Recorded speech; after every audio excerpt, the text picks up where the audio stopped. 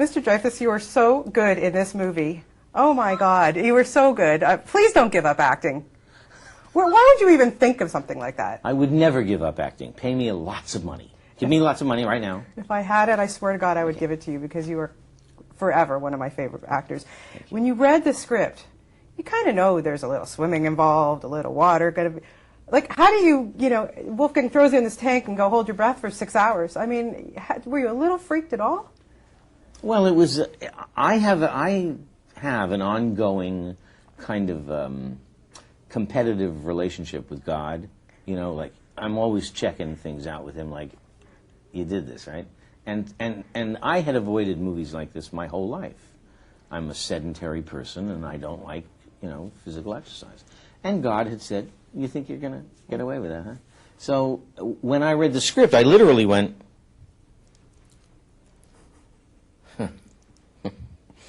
because it was so much money, and I couldn't turn it down, and at the same time it was going to be a grueling son of a bitch, or as they say in Canada, a grueling son of a bitch, eh? They do say that. Yeah. Hardest, most challenging role of your career? Physically, yes, without a doubt. Woof.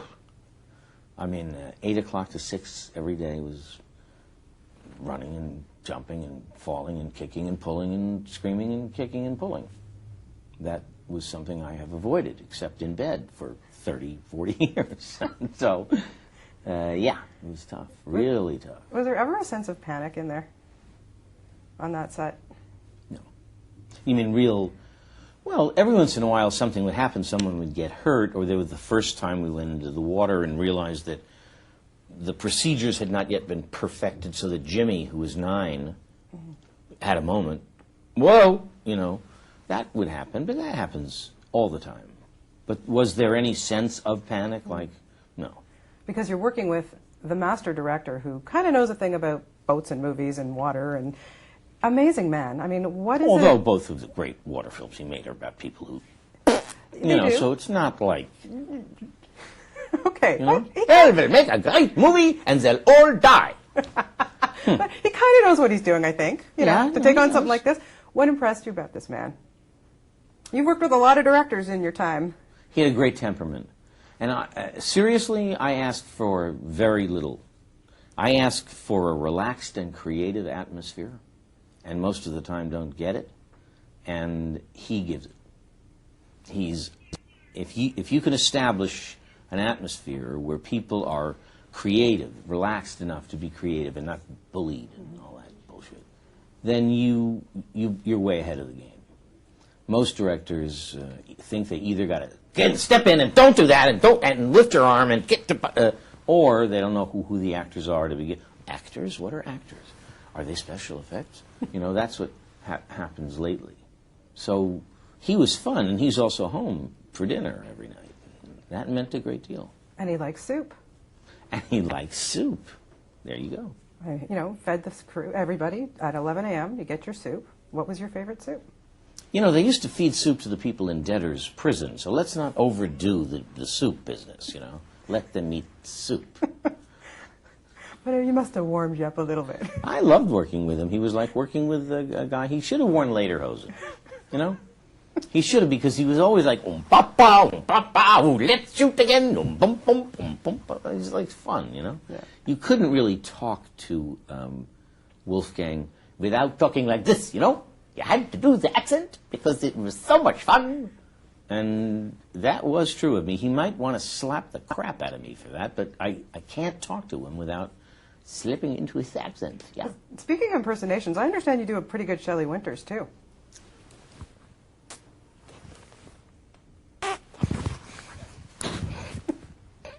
How's that? And red buttons together. Ready? Ready? Go. Never had a dinner. Never had a dinner. You're good. You should see Jimmy. Jimmy the kid in the movie? Yeah. He's like the shortest Friars Club comic. He knows how to do the funniest, like, table for two. And He's the cutest guy in the world. And speaking of this cast, I mean, to me, it seemed like you really had to bond pretty well. I mean, who really impressed you aside from Jimmy? Me. Aside from you, what do you think of Josh?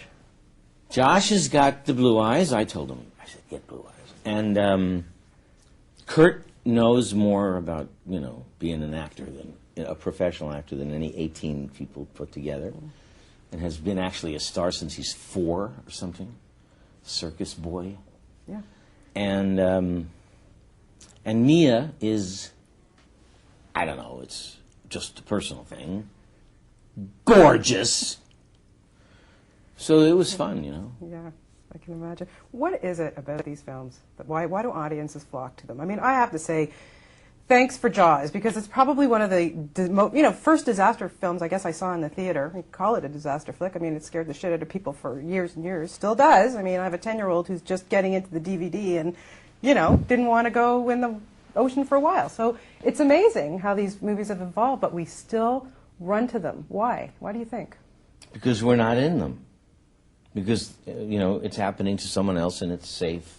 It's a safe way to experience them. That's it. We love that. We love to read, oh my God, a ship went over and a thing.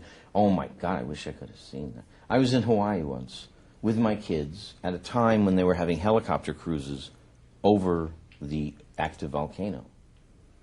And I would take the kids and we would hover above the volcano's rim while Volkswagens and homes and streets were slowly eaten by the molten lava. And then the next year we came back and they said, oh no, we don't do that anymore. One of them crashed and burned and they all died.